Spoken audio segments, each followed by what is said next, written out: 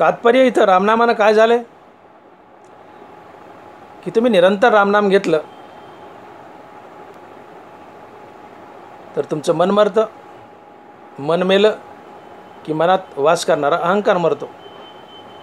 अहंकार मेला की तुम्ही देव होता. शरीरेची ब्रह्म होय अनुभवितो. वो नीट आहे का. तसे मन पण मुद्दल जाय मग अहंभावाधिक क्या आहे म्हणून शरीरेची ब्रह्म होय अनुभवितो. मनच मुद्दल मेले मग अहंकार कुठे राहणार. मनासहित अहंकार गेला की त्याचं शरीरच ब्रह्मीभूत होतं आणि तो स्वतःही परब्रह्मस्वरूप बनतो. हे का घडले. अहंकार गेलाय. मन पण मुद्दल जाय मग अहंभावाधिक क्या आहे. मनच गेलंय मुद्दल मग अहंकार कशाला राहील. अहंकारही गेला आणि अहंकार जाणं ही मुक्ती आहे. आणि मग अहंकारासहित मनाचा मनपणा नाहीसा होणं ह्याच मोक्ष आहे.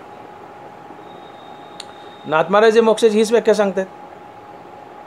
महाराज लिहितात की देह अंत्येचे दडपण त्याची बद्धतेचे लक्षण देह अंत्येचे निरसन मुक्तता जाण नावतया. देह अंत्येचे दडपण अहंता धरून ठेवणे हे बंधन आहे.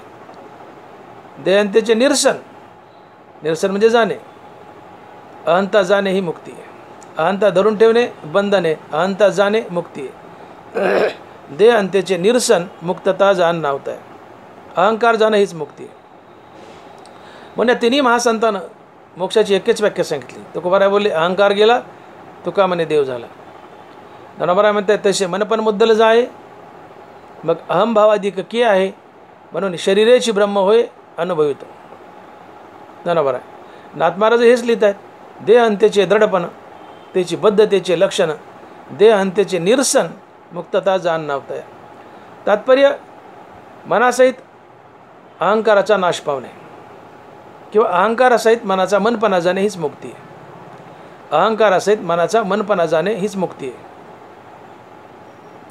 आणि इथं मग तुमचा अहंकार गेलाय तुम्ही मुक्त झालेत. ज्याचा अहंकार गेलाय त्याच्याजवळ देव राहायला येतो. अर्जुन या जगाचे दोन भाग कर. त्यातला एक भाग तू हो उरलेला भाग देव समज आणि या चराचराला देव समजून शरण जा. काय होईल याचा फायदा हा होईल की तुझा प्राणीमात्राबद्दलचा द्वेष गळून पडेल. द्वेष गळाला की तुझा अहंकार गळेल आणि तुझा अहंकार गेला की तू देव होशील. तुझा अहंकार गेला की तू देव होशील आणि तू देव झाला की तुझ्याजवळ देव राहायला येईल. हनुमंत ज्ञानोबाराय बोलले की ते तर जाऊन या भूतदेशू सर्वत्र नमवय नम मीची एकू मग आश्रय आत्यंतिकू लासी तू माझा. तुला माझा आत्यंतिक आश्रय मिळेल अर्थात मी तुझ्याजवळ राहायला येईल. जगात परमात्मा स्वरूप पाहिलंस तर भगवान म्हणतायत अर्जुनाला की तू जगत परमात्मा स्वरूप पाहिलंस तर तुझा अहंकार जाईल आणि तुझ्याजवळ मी राहायला येईल. तुझ्यावर माझी अत्यंतिक कृपा होईल. हीच गोष्ट ज्ञानोबाराय हीच गोष्ट तुकोबाराय सांगतात की विश्वदेव आहे जगत देव आहे. जगत परमात्मा स्वरूप पहा. तुम्ही परमात्मा बनता आणि देव तुमच्याजवळ राहायला येतो. मला सांगा मीठ कशापासून निघले. पाण्यापासून. मग मीठ जर पाण्याला शरण गेलं मीठ जर पाण्याला शरण गेलं तर मीठ पाणीच बनतं.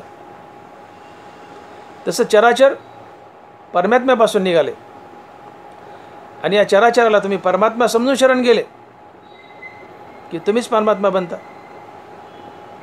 वेगळा परमात्मा प्राप्त करायची गरज नाही.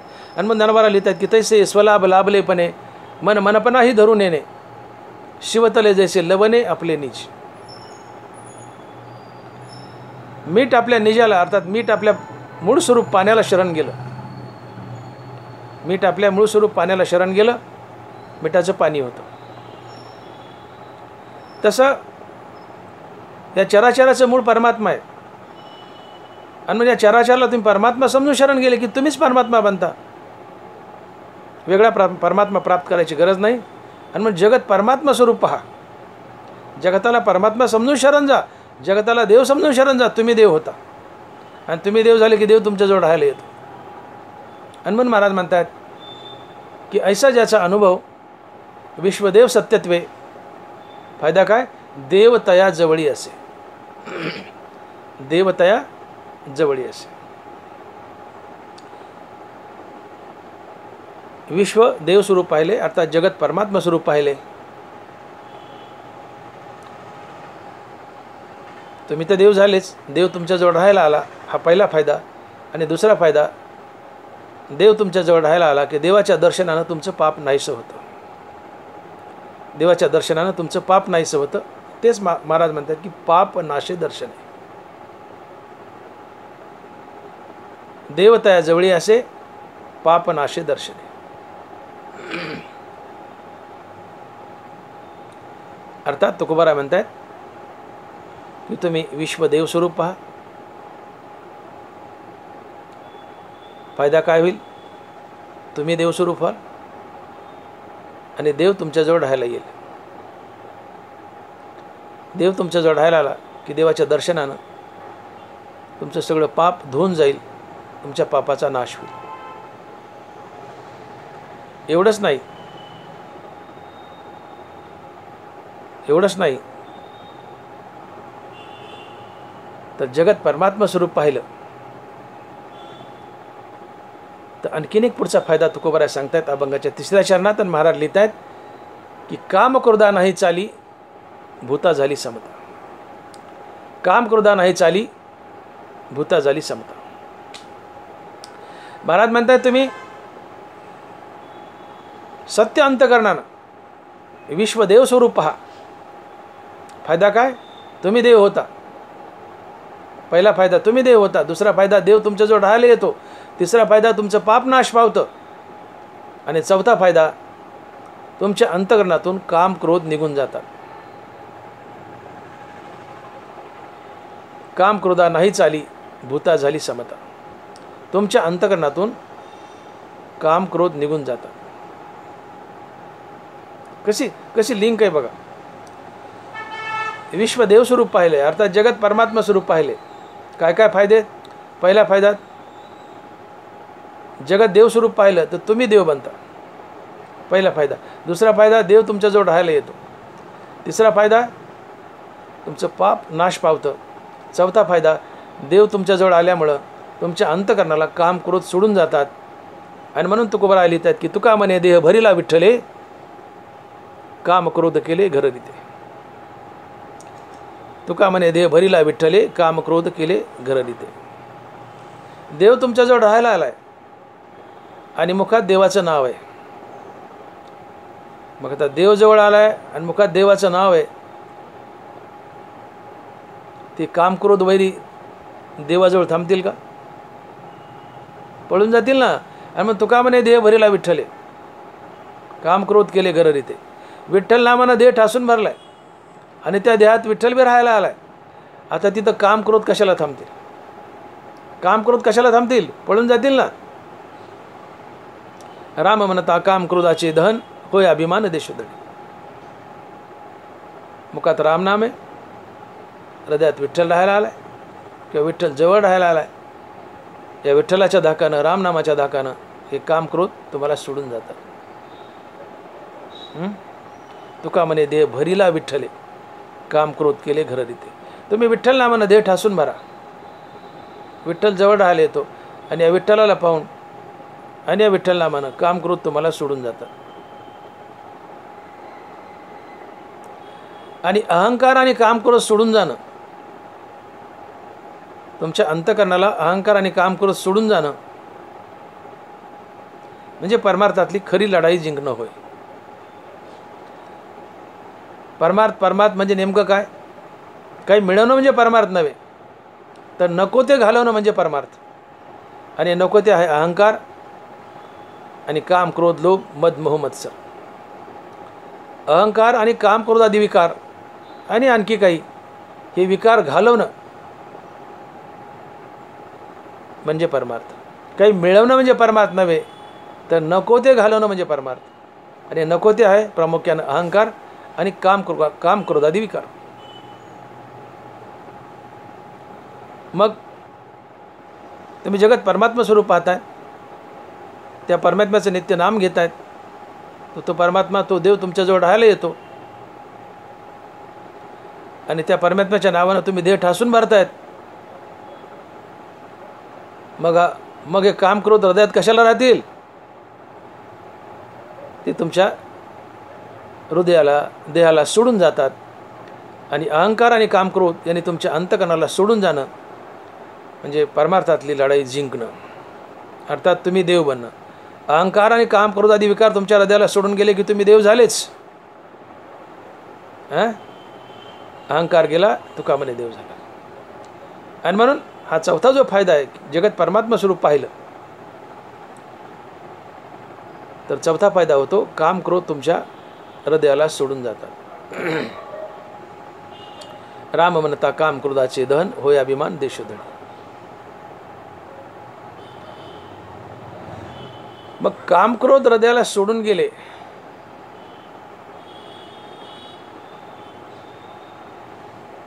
तर आणखीन पाचवा फायदा होतो, याच चरणात तुकोबाराय सांगतात. तो काय की काम क्रोधा नाही चाली भूता झाली समता. काम क्रोधा नाही चाली भूता झाली समता. तुमच्या अंतकरणाला काम क्रोध सोडून गेले की तुम्हाला समदृष्टी येते. भूता झाली समता, तुम्हाला समदृष्टी येते. जसं ज्ञानोबा लिहितात की सर्वत्र सदा सम आपणची होय अद्वय ब्रह्म. हे संपूर्ण जाणे वर्म समदृष्टीचे. तुमच्या हृदयाला समदृष्टी येते, अर्थात तुम्हाला समदृष्टी येते. जगात तुम्हाला एक विठ्ठलच खचून भरलेला दिसतो. आता काय समीकरण आहे? तुमच्या अंतकरणाला काम क्रोध सोडून जाणं आणि जगत परमात्मा स्वरूप दिसणं. इथं दावा काय केला तुकोबारायांनी? काम क्रोधा नाही चाली भूता झाली समता. तुमच्या अंतकरणाला काम क्रोधानं सोडून जाणं आणि जगत परमात्मा स्वरूप दिसणं किंवा समदृष्टी येणं, यात काय समीकरण आहे? काय संबंध आहे याचा? तर उदाहरण म्हणून 2 मिनिटात सांगतो, वेळ अपुरा आहे, आपला संपत आला वेळ. एकूण 5 ज्ञानेंद्रिय: कान, नाक, डोळा, जीभ आणि त्वचा. प्रत्येक ज्ञानेंद्रियाचा आपापला स्वतंत्र विषय. कानाचा शब्द, डोळ्याचं रूप, नाकाचा गंध, जिभेची चव, त्वचेचा स्पर्श. यातलं उदाहरण म्हणून 2 मिनिटात कान घेऊ. कान हा ज्ञानेंद्रिय. शब्द हा कानाचा विषय. शब्द 2 प्रकारचे, एक स्तुतीपर आणि एक निंदापर. ज्ञानोबा लिहित आहेत, देखे शब्दाची व्याप्ती निंदा आणि स्तुती, ते द्वेषा द्वेष उपजती श्रवणाद्वारे. कान ज्ञानेंद्रिय. शब्द कानाचा विषय. शब्द 2 प्रकारचे, एक स्तुतीपर एक निंदापर. स्तुतीपर कानाच्या आवडीचा शब्द, निंदापर कानाच्या नावडीचा शब्द. आता घडीभर तुमची कोणी स्तुती केली, खूप तोंड भरून तुमची तारीफ केली, स्तुती केली. ज्यांनी तुमची स्तुती केली त्या स्तुती करणाऱ्याबद्दल तुमच्या मनात राग अर्थात प्रीती प्रेम निर्माण होतं. शास्त्रात राग या शब्दाचा अर्थ होतो प्रीती प्रेम. तुमची स्तुती केली आणि तुमच्या कानानं स्तुती शब्द भोगला आहे, तर ज्याने स्तुती केली तात्काळ त्या स्तुती करणाऱ्या माणसाबद्दल तुमच्या मनात राग अर्थात प्रेम प्रीती निर्माण होते. तुम्ही त्याच्या गळ्यात हात टाकता. का स्तुती माणसाला प्रिय आहे. किती प्रिय आहे स्तुती? किती प्रिय माणसाला? तर स्तुती ऐकायला मेलेला मनुष्य उठेल, स्तुती ऐकेल आणि पुन्हा मरेल. इतकी स्तुती माणसाला प्रिय आहे. यातली अतिशयोक्ती सोडून द्या. तात्पर्य माणसाला स्तुती प्रिय आहे. तुमची कोणी स्तुती केली, ज्यांनी स्तुती केली त्याच्याबद्दल तुमच्या मनात तात्काळ राग प्रीती प्रेम.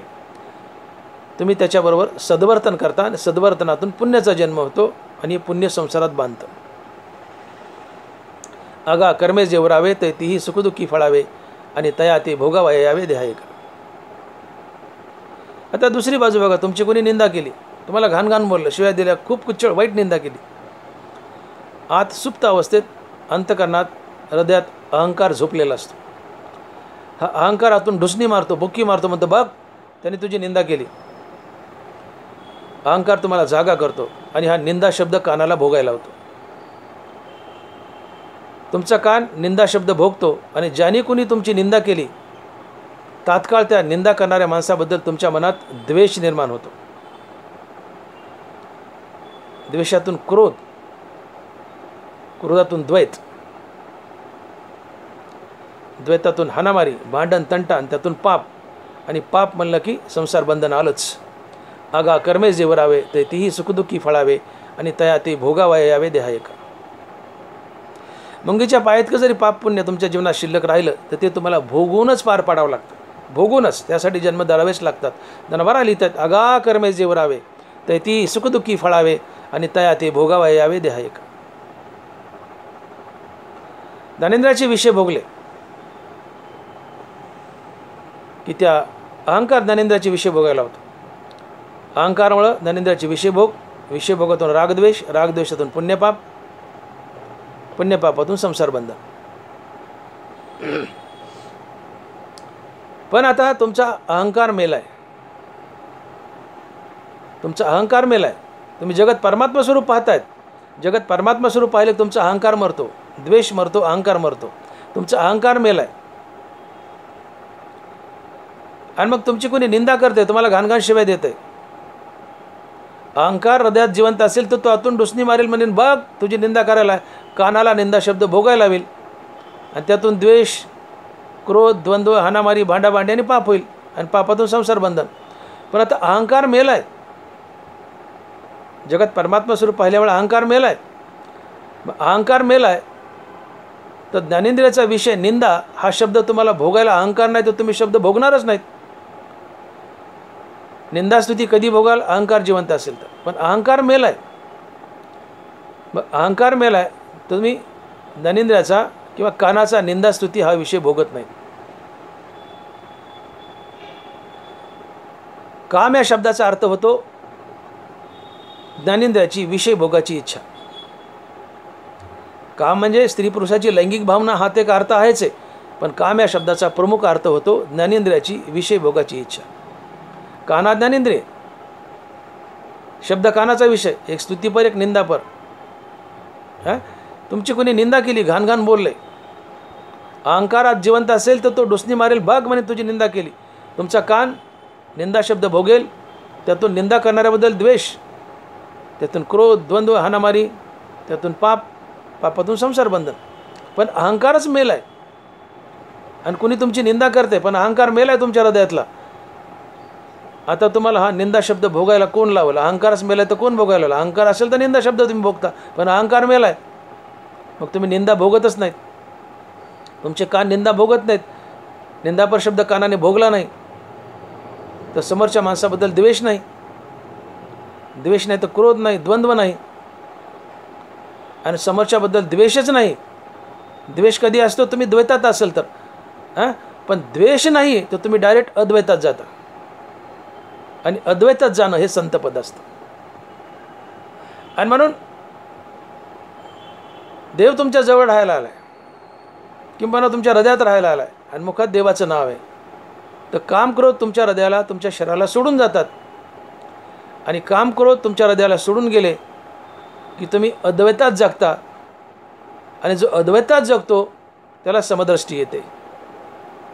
आणि मग ज्ञानवारा लिहित आहेत की सर्वत्र सदा सम आपणची होय अद्वै ब्रह्म, हे संपूर्ण जाणे वर्म समदृष्टीचे. हा पाचवा फायदा सांगितला आहे. आणि म्हणून जगात परमात्मा स्वरूप पहा. जगत परमात्मा स्वरूप पाहिलं की तुमच्या शरीराला अहंकार सोडून जातो. अहंकार सोडून गेला की काम क्रोधही सोडून जातात. आणि अहंकार आणि काम क्रोध सोडून जाणं म्हणजे विकार सोडून जाणं. ज्या हृदयाला विकार सोडून गेलेत ते चित्त निर्मळ असतं, आणि निर्मळ चित्ता देव राहायला येतो. आणि म्हणून तुकोबाराय म्हणतात की तुका म्हणे चित्त करारे निर्मळ, येऊनी गोपाळ राहत येते. आणि म्हणून महाराज म्हणतात की देवतयाजवळी असे. कुणाजवळ? की तुका म्हणे चित्त करारे निर्मळ, येऊनी गोपाळ राहत येते.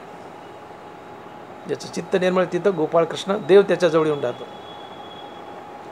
तुका म्हणे ते शरीर घर भंडार देवाचे, ज्याने परद्रव्य परणारी याचा विटाळ धरलाय, त्याच्या शरीरात आणि हृदयात देव राहायला येतो. अर्थात गलिच्छ गोष्टी अहंकार काम क्रोधादी विकार टाकले की अंतकरणाची शुद्धी होते. चित्तशुद्धी होते, चित्त निर्मळ होतं, निर्मळ चित्ता देव राहिले होतो. तुका म्हणे चित्त करा रे निर्मळ, येऊन गोपाळ राहते ते.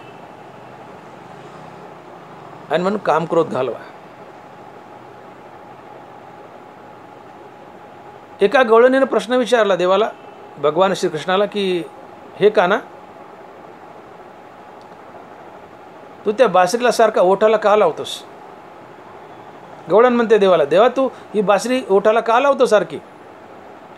कृष्ण म्हणतायत, गवळणी खाली वाकून बघ. वाकली, म्हणले बासरी कशी दिसते? म्हणले आतून पोकळ. मग गवळणी, तूही तुझं पोट आतून पोकळ कर. अर्थात स्वच्छाला जाऊन ये नाही, अर्थात संडासला जाऊन ये नाही. देव म्हणतात तू तुझं पोट स्वच्छ कर, रिकामं कर. याचा अर्थ तुझ्या पोटातील अहंकार आणि काम क्रोधादी विकार घालव. मी तुलाही ओठायला लावेल. तुला वाटतात मी ओठायला लावावं तुला गवळणी? नक्की लावेल. मी बासरीला ओठायला लावतो का? ती आतून मोकळी. तसं तू तुझं पोट आतून मोकळं कर गवळणी, मी तुला ओठायला लावेल. आणि पोट आतून मोकळं करणं म्हणजे अहंकार आणि काम क्रोधादी विकार घालणं. अर्थात ज्याने काम क्रोध आणि अहंकार घातलेत, देव त्याला ओठायला लावतो. देव त्याच्या हृदयात राहायला जातो, का ते चित्त निर्मळ असतं. तो का म्हणे चित्त करा रे निर्मळ, येऊन गोपाळ राहते ते. एकदा एक मनुष्य एका मोठ्या माणसाच्या घरी किरायाने राहत होता.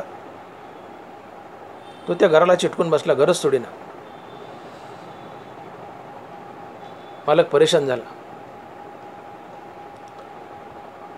1000 बार सांगितलं की घर सोड, घर सोड, घर सोड. तो किरायदार काही घर सोडेना.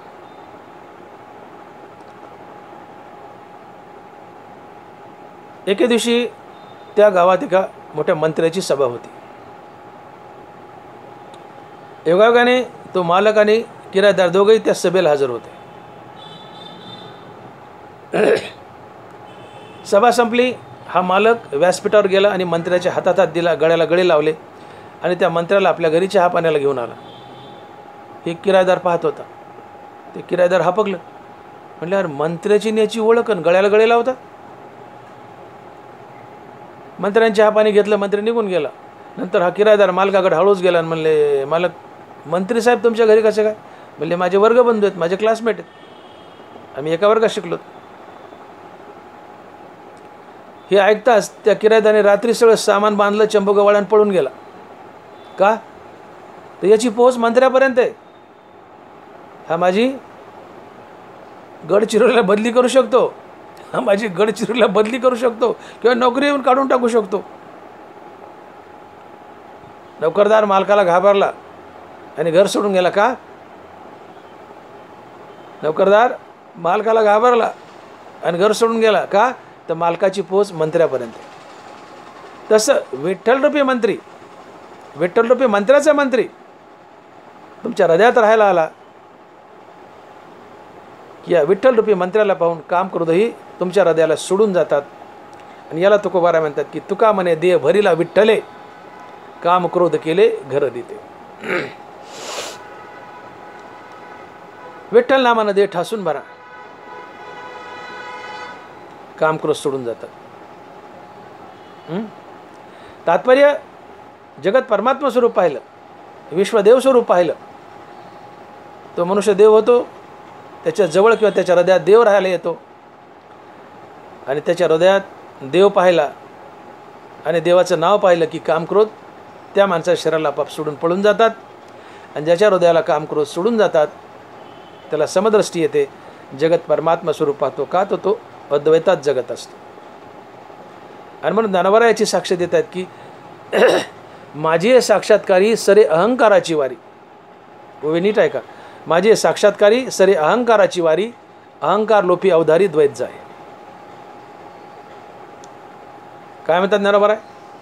आपल्याकडे अशी एक कल्पना आहे की देवाचा साक्षात्कार होणं म्हणजे पांडुरंगाने वीट सोडावी, तुमच्यासमोर यावं, चतुर्भुज रूपात उभं राहावं, देवाने आम्हाला मनुष्य रूपात किंवा देवरूपात भेट दिली, याला आम्ही साक्षात्कार म्हणतो. हा तर एक साक्षात्कारच आहे. पण ज्ञानोबाराच्या लेखी खरा साक्षात्कार काय आहे? तर जगत परमात्मा स्वरूप पाहणं हा खरा साक्षात्कार आहे. जगात देवच नटलाय, जगत परमात्मा स्वरूप पाहणं, जगत विश्वस्वरूप पाहणं. विश्व परमात्मा स्वरूप पाहणं, जगत परमात्मा स्वरूप पाहणं किंवा विश्व परमात्मा स्वरूप पाहणं, हा खरा साक्षात्कार आहे. आणि मग नरमारा लिहित आहेत की माझी हे साक्षात्कारी सरे अहंकाराची वारी, अहंकार लोपी अवधारी द्वैत जाय. तुम्ही जगत परमात्मा स्वरूप समजून जगताला शरण गेले म्हणजे तुम्हाला भगवंताचा साक्षात्कार झाला. जगात देव पहा, जसं अर्जुनाला सांगितलं जगाचे 2 भाग कर, एक भाग तू हो, उरलेला भाग देव समज, आणि या चराचरला देव समजून शरण जा. काय होईल?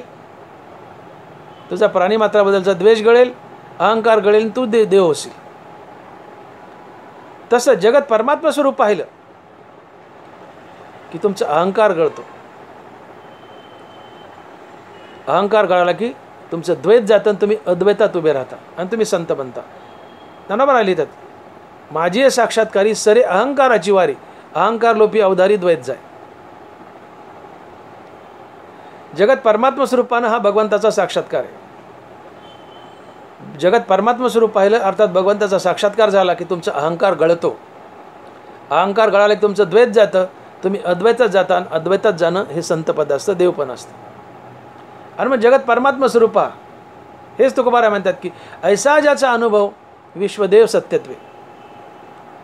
विश्वदेव स्वरूप पहा. फायदा काय? तुम्ही देव व्हाल आणि देव तुमच्याजवळ राहायला येईल. तुम्ही अद्वैतात जाणं म्हणजे तुम्ही देव बनणं आणि देव तुमच्याजवळ राहायला येणं. म्हणून जगत परमात्मा स्वरूप पहा. ही अनेक फायदे या अभंगात तुकोबारांनी सांगितली आहेत की तुम्ही जगत परमात्मा स्वरूप पाहिलं अर्थात विश्वदेव स्वरूप पाहिलं तर पहिला फायदा तुम्ही स्वतः देव बनता. देव तुमच्याजवळ राहायला येतो, तुमचं पाप नाश पावतं, तुमचे काम करत पळून जातात आणि तुम्हाला समदृष्टी येते. आणि या सगळ्या गोष्टी आल्या की काय फायदा होतो हे अभंगाच्या 4थ्या चरणात महाराज लिहित आहेत की तुका म्हणे भेदाभेद, तुका म्हणे भेदाभेद गेला वाद खंडोनी. तुका म्हणे भेदाभेद गेला वाद खंडोनी. आता बघा कशी गंमत आहे. विश्वदेव स्वरूप पाहिले, तुम्ही देव झाले, देव तुमच्याजवळ राहायला आलाय, तुमचं पाप नाश पावलंय, काम क्रोध पळून गेलेत, तुम्हाला समदृष्टी आली. आणि पुढचा फायदा तुमचा भेदाभेद निघून जातो आणि त्यामुळे तुमचा वाद खंडोनी जातो. आत्मज्ञानाची काय व्याख्या आहे? ज्ञान आणि अज्ञान. अज्ञान कशाला म्हणावं?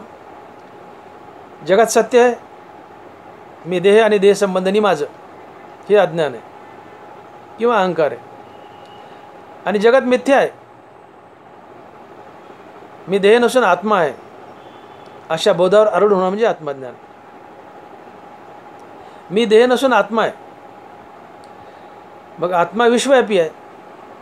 मग मी आत्मा आहे आणि आत्मा विश्वव्यापी आहे, तर याचा अर्थ आत्म्याच्या रूपानं मीच विश्व व्यापले. याला ज्ञानोबा म्हणतात किंबहुना चराचर आपणची झाला. हे विश्वाची माझे घर, ऐसी मती जयाची स्थिर, किंबहुना चराचर आपणची झाला. मी आत्मा आहे, आत्मा विश्वव्यापी आहे. मग मी आत्मा आहे, आत्मा विश्वव्यापी आहे, तर आत्म्याच्या रूपाने मीच विश्व व्यापले आणि जगातील सजीव निर्जीव दगड धोंडा चराचर मी बनलोय. याला म्हणतात भेदाभेद जाणे. आता भेदच नाही, जगात मीच नटलोय, तर भेद राहीलच कुठं? मी वेगळा, समाज वेगळा, मी वेगळा, देव वेगळा, तिथं भेद आहे. पण मीच आत्मा आहे, आत्म्याच्या रूपाने मीच विश्व व्यापलंय. आता जगात मीच नटलोय, जगात माझ्याशिवाय दुसरं काहीच नाही आहे, मग भेद राहील काय? तुका म्हणे भेदाभेद गेला वाद खंडोनी. तुका म्हणे भेदाभेद गेला वाद खंडोनी. पण असं घ्यायचं, तुका म्हणे भेदाभेद गेला, फायदा काय? वाद खंडला, वाद खंडला. आणि म्हणून तो पठाण वेशीमध्ये पान खाऊन बसलाय आणि 108 वेळा नाथ महाराजांच्या अंगावर थुंकलाय. नाथ महाराजांना जावं, गंगा स्नान करावं, यावं, पठाणाने तोपर्यंत तोंडात थुका जमा करावा. नाथ महाराज आले वेशीत की पचकन नाथ महाराजच्या अंगावर थुंकावं. नाथ महाराजांनी भरशब्द बोलू नये, काही बोलू नये. माघारी जावं, पुन्हा गंगा स्नान करावं. नाथ महाराज येईपर्यंत त्या पठाणाने नवीन पान खावं, तोंडात थुंका जमा करावा. नाथ महाराज वेशीत आले की पचकन थुकावं. नाथ महाराजांनी पुन्हा स्नान करायला जावं. 108 वेळा घडलं. 108. का बरं? 108 वेळा पठाण नाथांच्या अंगावर थुंकतोय. नाथ भरशब्द बोलत नाहीत, नाथांना क्रोध येत नाहीत. कुणी दुसरा जर आमच्या अंगावर थुंकला, आता मी कीर्तनकार आहे, मी कीर्तन करतोय हां, आणि बाजूला एखादा टाळकरी उभा आहे माझ्या मागं किंवा जवळ, तुम्ही लांब बसलेत पण टाळकरी जवळ उभा आहे. तो टाळकरी आला आणि पचकन माझ्या अंगावर थुकला, तोंडावरच थुकला माझ्या. मी कीर्तनकार, टाळकरी माझ्या तोंडावर थुकला, मी सहन करील का? मी त्याच्या मुस्कटात मारील ना. का? मला अजून संत पण आलं नाही, मी अद्वैतात जगत नाही, अजून आत्मज्ञान झालं नाही, मी त्याच्या थोबाडात मारील.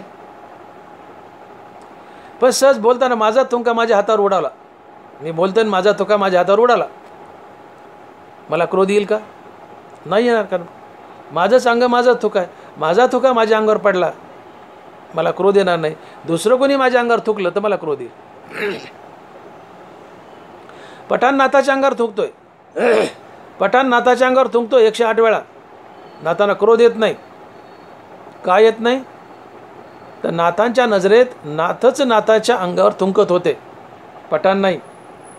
त्याला म्हणतात, तुका म्हणे भेदाभेद गेला वाद खंडोनी. तुका म्हणे भेदाभेद गेला वाद खंडोनी. नाथच नाथाच्या अंगावर थुंकत होते, पठाण नाथाच्या अंगावर थुंकतच नव्हता. ही नाथाची नजर. आपल्या नजरेत पठाण नाथाच्या अंगावर थुंकत होता, आपल्या नजरेत. पण नाथाच्या नजरेत नाथच नाथाच्या अंगावर थुंकत होते. का? तर नाथ संत होते. संत हा आत्मा असतो, आत्मा विश्वव्यापी असतो. आणि जो संत आहे, जो आत्मा आहे, त्या संतांनी आत्म्याच्या रूपाने विश्व व्यापलेलं असते. मग जगातली प्रत्येक वस्तू नाथ बनले होते, नाथ चराचर बनले होते.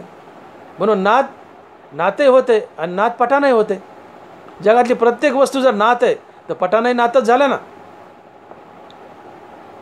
मग नाथही नाथ आणि पठाणही नाथ, दोन्ही नाथच आहेत. मग नाथाच्या नजरेत पठाण नाथाच्या अंगावर थुंकतच कुठं होता? नाथच नाथाच्या अंगावर थुंकत होते. का? नाथही नाथ आणि पठाणही नाथ. कळतंय का? का नाथ संत आहेत. संत हा आत्मा असतो, आत्मा विश्वव्यापी आहे. याचा अर्थ नाथाने विश्व आपले चराचर बनलेत. या नात्यानं नाथ पठाणही बनलेत.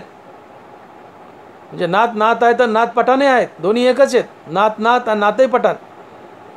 मग पठाण नाथाच्या अंगावर थुंकतो असं म्हणताच येत नाही, कारण नाथ पठाणही बनलेत ना.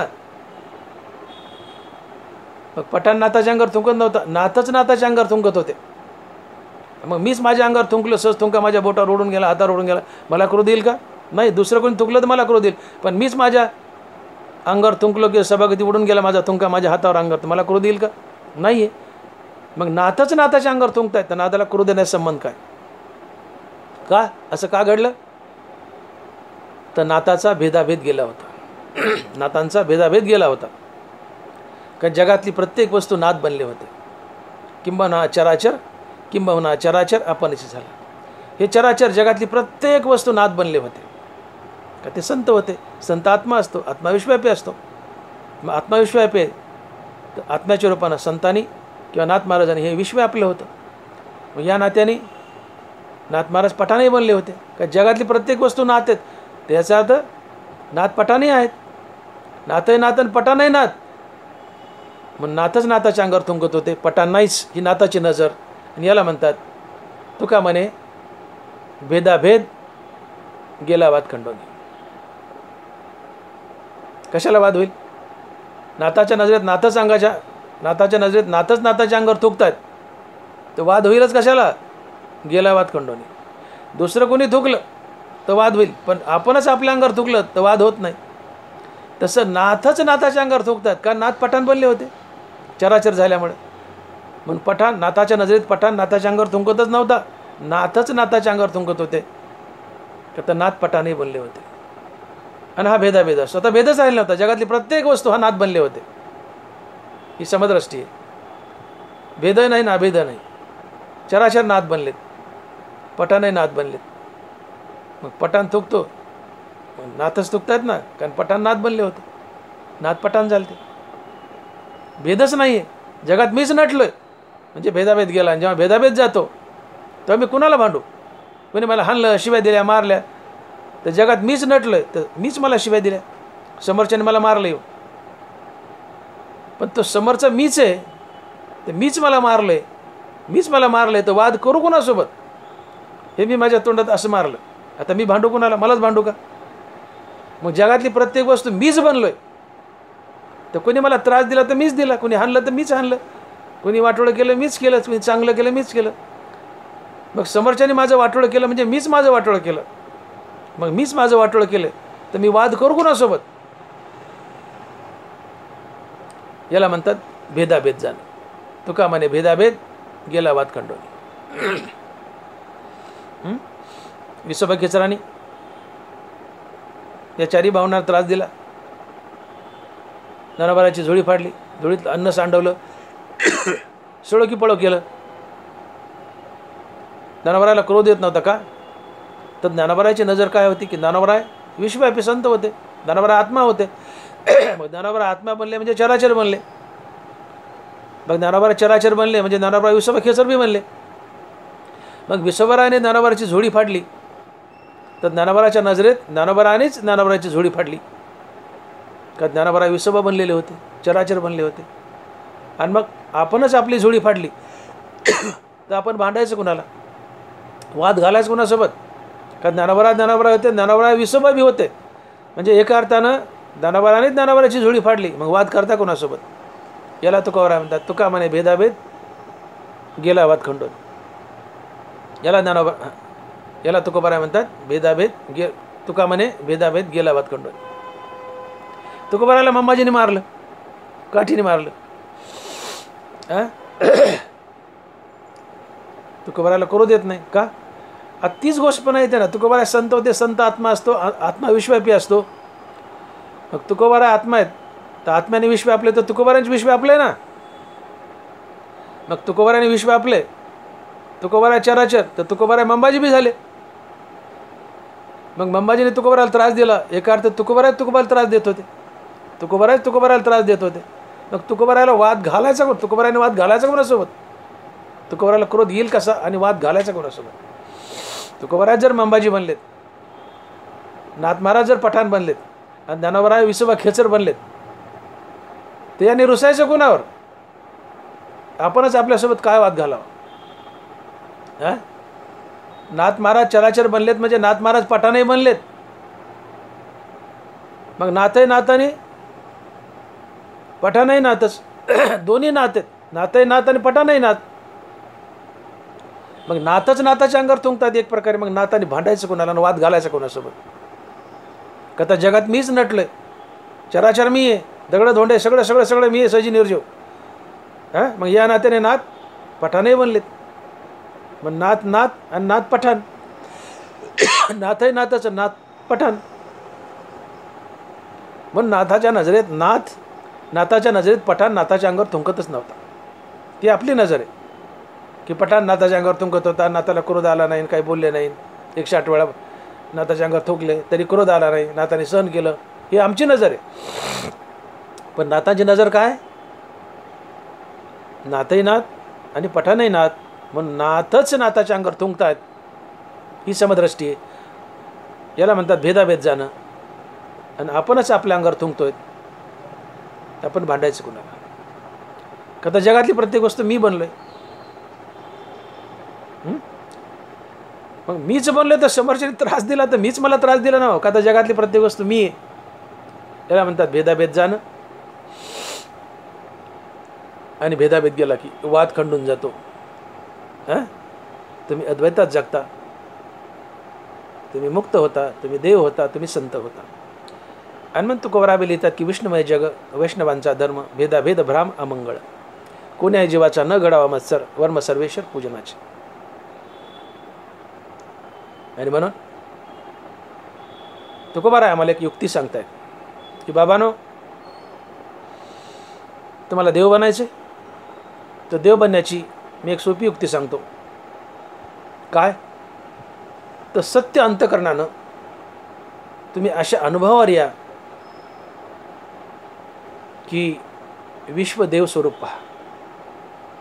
तात्पर्य विश्व देवस्वरूप पहा अर्थात जगत देवरूप पहा. याने काय काय फायदे होतील तर विश्व देवरूप पाहिलं अर्थात जगत देवरूप पाहिलं तर तुम्ही स्वतः देव बनताल आणि देव तुमच्याजवळ राहायला येईल. हे दोन फायदे. तिसरा फायदा, देव तुमच्याजवळ राहायला येईल, देवाचं दर्शन घडेल, तुमचं पाप नाश पावेल. हा तिसरा फायदा. देव तुमच्याजवळ राहायला आला की तुमची काम क्रोध पळून जातील. हा चौथा फायदा. आणि काम क्रोध पळून गेले, हे विकार तुम्हाला सोडून गेले की तुम्हाला समदृष्टी येईल. हा पाचवा फायदा आहे. आणि शेवटी इतकी पात्रता तुमच्या जीवनात आली, इतके फायदे तुमच्या जीवनात आले की सहावा फायदा तुमचा भेदाभेद जाईल. का तर जगात तुम्हीच नटलेत. तुमच्याशिवाय जगात काहीच नाही. तुम्ही आत्मा बनलेत, आत्मा विश्वव्यापी, मग आत्म्याच्या रूपानं तुम्ही आत्मा आहेत, आत्मा विश्वव्यापी, मग आत्म्याच्या रूपानं तुम्हीच विश्व आपले. जगातली प्रत्येक वस्तू तुम्ही बनता. जगातील प्रत्येक वस्तू तुम्ही बनणं म्हणजे किंबहुना चराचर आपणच झाला. याला म्हणतात भेदाभेद जाणं. आणि भेदाभेद गेला की वाद खंडून जातो. हां, तुम्ही मुक्त होता, देव बनता, संत होता. हां, आणि म्हणून तुमचा भेदाभेद गेला की तुमचा वाद खंडून जातो. आणि म्हणून तुकोबाराय म्हणतात की तुका म्हणे भेदाभेद गेला वाद खंडोनी. तुका म्हणे भेदाभेद गेला वाद खंडोनी. विठोबाय रखुमाई, जय जय विठोबाय रखुमाई, विठोबाय रखुमाई, जय जय विठोबाय रखुमाई, विठोबाय रखुमाई. याच्यामध्ये आपण अभंगाचा भावार्थ पाहिला. मित्र हो,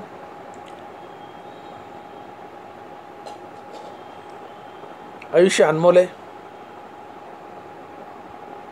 मनुष्यदेह पुन्हा पुन्हा मिळत नाही. अवचिता हे निदान लागले हाती. तुकोबाराय म्हणतात अवचिता हे निदान लागले हाती. मनुष्यदेह एक निदान, एक ठेवा आहे, एक संपत्ती आहे. अचानक ती आमच्या हाती लागली आहे. जगात काही मिळेल पण मनुष्यदेह लवकर मिळत नाही. मिळतो पण 10-12 कोटी वर्षानंतर. जिंदगी ना मिलेगी दोबारा. मनुष्यदेह अनमोल आहे. आणि फक्त मनुष्यदेहातूनच तुम्ही भगवंताची प्राप्ती करू शकता. जन्ममरणाच्या फेऱ्यातून बाहेर पडू शकता, मुक्त होऊ शकता, संत होऊ शकता. नश्वर वस्तू संग्रहात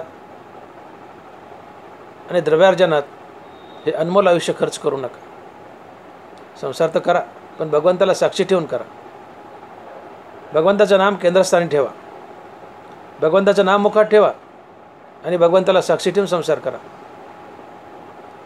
भगवंताच्या नामानं हळूहळू हळूहळू संसाराची विषयाची गोडी कमी होते, तुम्हाला भगवंताचीच गोडी लागते. हां, आणि भगवंताची गोडी लागली की हळूहळू हळूहळू हळूहळू या भगवंताच्या नामाच्या बळावर, जसं ज्ञानोबराय बोलले की तुझे नामाची कोणी एके वेळे, जयाचे मुखाशिका काना मिळे, त्याच्या हृदया सांडोणी पडे भेदची साच. तुम्हाला संसाराचा वीट येईल, नामाच्या बळावर संसाराचा वीट येईल आणि नामाचीच गोडी लागेल. आणि नामाची गोडी लागली की या नामाच्या बळावर तुमच्या हृदयातील भेद अर्थात द्वैत तुम्हाला सोडून जाईल आणि तुम्ही अद्वैतात उभे राहाल. आणि तुम्हाला विश्व देव स्वरूप दिसायला लागेल, जगत परमात्मा स्वरूप दिसायला लागेल, अर्थात विश्व देव स्वरूप दिसायला लागेल. आणि सत्य अंतकरणानं तुम्ही या अनुभवावर पोहोचले की विश्व देव आहे, की तुम्ही देव बनाल. नंतर देव तुमच्याजवळ राहायला येईल. देवाची भेट झाली की देवाच्या दर्शनाने तुमची पाप नाश पावतील. देव तुमच्याजवळ राहायला आला की तुमचे काम क्रोध तुम्हाला सोडून जातील. मग देवजवळ राहायला आला की अहंकार गेला, काम गेला, क्रोध गेला, की तुम्हाला समदृष्टी येईल. समदृष्टी आली याचा अर्थ जगतात एकटा मीच नटलोय, तुमचा भेदाभेद जाईल. भेदाभेद गेला की तुमचा वाद खंडून जाईल. आणि म्हणून तुकोबाराय म्हणतात की तुका म्हणे भेदाभेद गेला वाद खंडोनी. तुका म्हणे भेदाभेद गेला वाद खंडोनी. ज्ञानेश्वर माऊली ज्ञानराज माऊली तुकाराम. ज्ञानेश्वर माऊली ज्ञानराज माऊली तुकाराम. जय विठ्ठल जय जय विठ्ठल. बोली लिले कुरे वेळी वाकुडी उत्तरे. करा क्षमा अपराध महाराज तुम्ही सिद्ध. नाही विचारिला अधिकार मी आपुला. करा क्षमा अपराध महाराज तुम्ही सिद्ध. तुका म्हणे ज्ञानेश्वरा राखा पाया पै किंकरा. करा क्षमा अपराध महाराज तुम्ही सिद्ध. ज्ञानदेव तुकाराम ज्ञानदेव तुकाराम. तुकाराम तुकाराम तुकाराम तुकाराम तुकाराम तुकाराम तुकाराम तुकाराम. पुंडलिक वरदे हरिविठ्ठल. श्री ज्ञानदेव तुकाराम. गोपाल कृष्ण भगवान की जय. बावली ज्ञानेश्वर महाराज की जय. जगद्गुरु तुकाराम महाराज की जय. विठ्ठल विठ्ठल विठ्ठल विठ्ठल विठ्ठल विठ्ठल विठ्ठल विठ्ठल विठ्ठल विठ्ठल विठ्ठल.